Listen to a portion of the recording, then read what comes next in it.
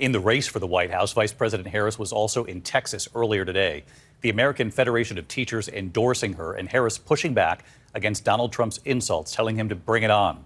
Tonight, Donald Trump already telling his supporters, "I'm not going to be nice." And Trump's running mate, Senator JD Vance, tonight under new scrutiny for past comments about people who don't have children. Here's Selena Wang.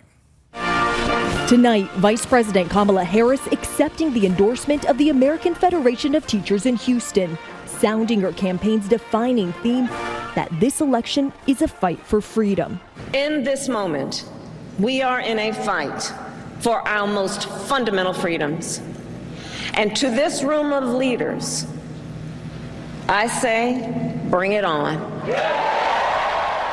Harris sharpening her attacks on Donald Trump as an enemy of the middle class. Donald Trump and his extreme allies want to take our nation back to failed trickle-down economic policies, back to union busting, back to tax breaks for billionaires.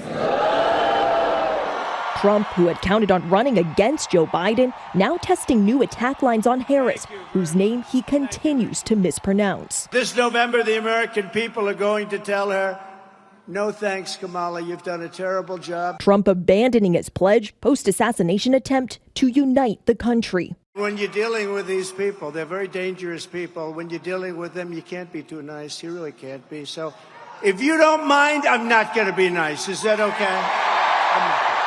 But tonight, new scrutiny for Trump's running mate, Ohio Senator JD Vance, and his 2021 comments disparaging Harris for not having children. We're effectively run in this country via the Democrats, via our corporate oligarchs, by a bunch of childless cat ladies who are miserable at their own lives and the choices that they've made, and so they want to make the rest of the country miserable too. And it's just a basic fact. You look at Kamala Harris, Pete Buttigieg, AOC, the entire future of the Democrats is controlled by people without children. Tonight, actress Jennifer Aniston sharing Vance's comments with her 44 million Instagram followers, writing, "I truly can't believe this is coming from a potential VP of the United States." And the former wife of Harris's husband, Doug Emhoff, coming to her defense, noting that Harris co-parents their two children. Kirsten Emhoff writing, "For over 10 years since Cole and Ella were teenagers, Kamala has been a co-parent with Doug and I. She is loving, nurturing, fiercely protective, and always present. I love her blended family and am grateful to have her in it." Ella Emhoff adding, "How can you be childless when you have cutie pie kids like Cole and I? I love my three parents." And tonight, the Harris campaign highlighting Vance's statement 3 years ago, suggesting that parents should be given extra votes in elections. When you go to the polls in this country as a parent, you should have more power. You should have more of an ability to speak your voice in our democratic republic than people who don't have kids. Let's face the consequences and the reality. If you don't have as much of an investment in the future of this country, maybe you shouldn't get nearly the same voice. Well, doesn't this mean that non-parents don't have as much of a voice as parents? Doesn't this mean that parents get a bigger say in how our democracy functions? Yes, absolutely.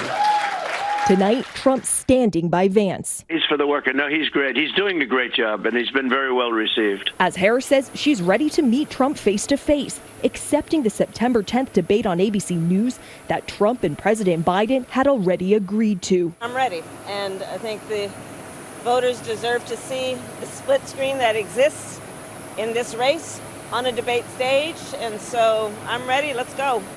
And David, new polling out tonight from the New York Times shows just how much this race has tightened since President Biden dropped out. It is now a virtual tie, showing that Harris and Trump are now separated by just 1 point among likely voters nationwide. And this is just one of several major polls, all showing just how much closer this race has gotten since Harris became the presumptive Democratic nominee. David? Selena Wang tonight with us as well. Thank you, Selena.